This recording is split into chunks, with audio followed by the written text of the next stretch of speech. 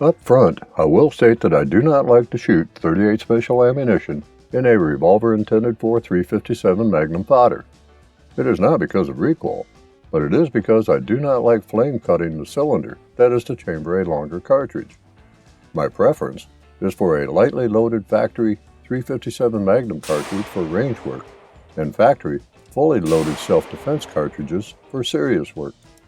Firing a .38 special cartridge exhibits about the same felt recoil as firing a 9mm round through a semi-automatic. Even .38 plus P ammunition does little to bother the hand. The weight of the GP100 revolver helps greatly in taming the recoil of the .357 Magnum cartridge. While 180 grain hunting loads are stout, the Ruger GP100 really shines with 125 grain loads. In my humble opinion, hunting loads, like the 180 grain, are best reserved for the 6-inch barreled version of the GP100, or maybe the Ruger M77 .357 bolt-action carbine. The inherent accuracy of the GP100 is excellent, whereupon true accuracy is mainly dependent on the skill of the operator in handling the Magnum loadings and finding what loading works best with the firearm. My particular GP100 seems to favor Hornady Critical Defense 125 grain FTX and, surprisingly, Fiocchi 158 grain XTP HP. I also have some .357 Magnum ammunition that is loaded on the conservative side that works well for range practice. Since my GP100 is relegated mainly to house duty, Remington 158 grain plus P .38 special is chambered.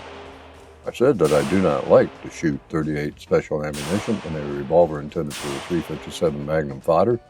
I did not say that I would not shoot them.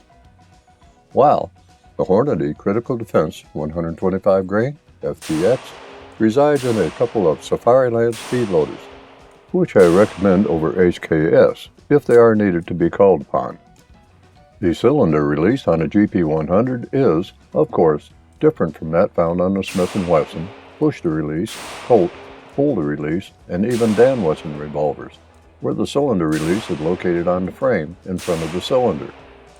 Push the cylinder release button, and a stout and heavy cylinder rotates outward into the hand. Speed loaders for the S&W 586, 686 work well with the GP100, and with Safariland speed loaders, reloading is very quick. The distance between the face of the cylinder and forcing cone, also known as the flash cap, is less than 0.004 of an inch, and that, my friend, is tight. However, there is still a goodly amount of side flash that comes out of that cylinder. It is also very important that grips do not interfere with expended fired brass, and the stock Ruger grip does not interfere with the reloading process.